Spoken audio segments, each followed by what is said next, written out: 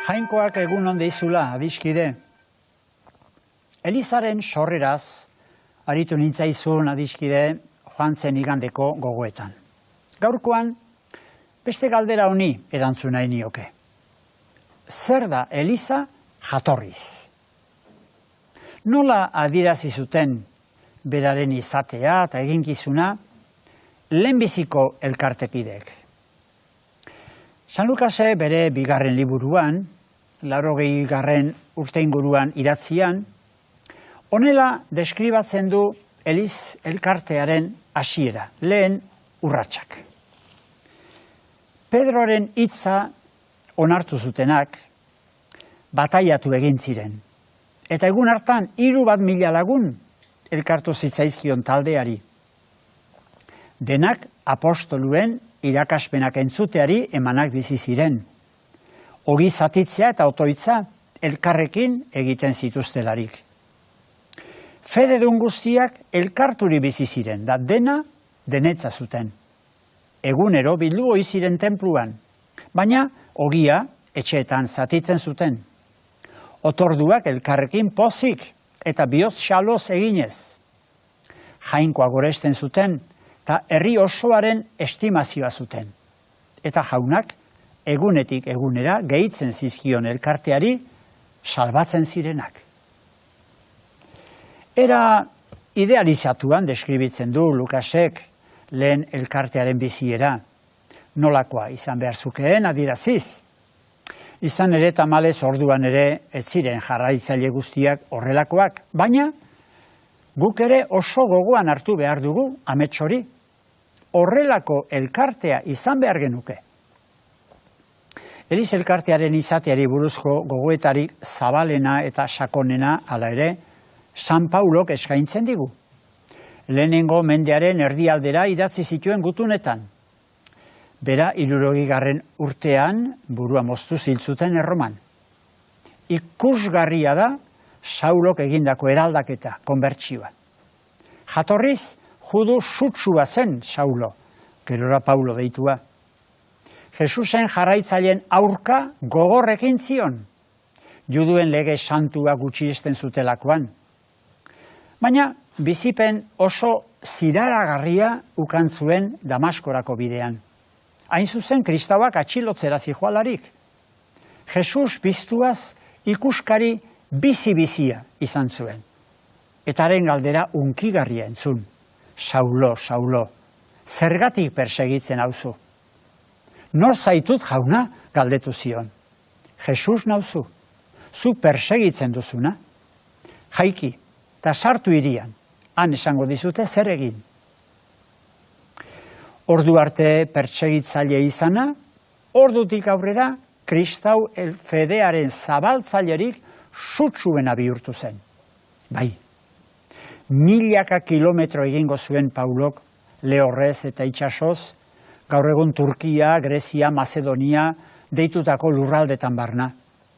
Zenbat neke, arrisku, zigor, kartzelaldi, nozitu behar izan zuen gizonark. Jesusen piztueraren berri ona zabaltzeko eta kristau elkarteak sortzeko. Zerk bultzatu zuen horretara halako kemenez. Jesusengan aurkitu zuen egia zoragarriak. Gizakiok ezin gerala jainkoaren adiskidetasunean bizi, ezin garela salbatu, Jesus Mesia onartu ezean. Jesu Kristorekin elkartu, eta haren antzeko izan ezean.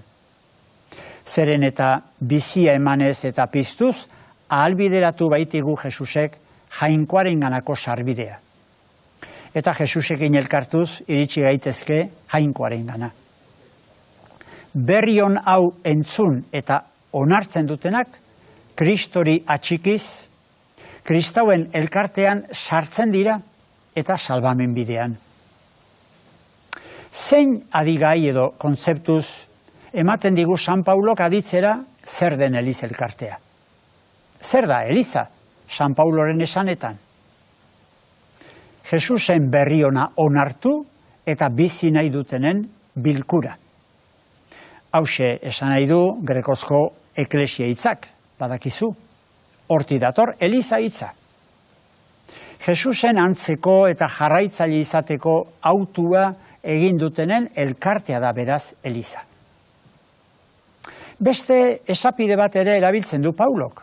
Eliza jainkoaren elkartea. Itun zaharrean Israel herriari deritza jainkoaren elkartea.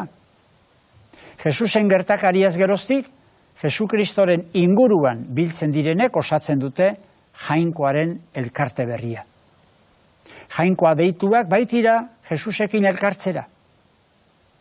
Halakoak ez ditu jainkoak bere adiskide egiten antzinako legea betetzeagatik, Kristogan sinisteagatik eta beraren salbamen egintza onartzeagatik baizik. Beste adigai garrantzitsu bat ere erabiltzen du Paulok, Eliza elkarteaz mintzatzean.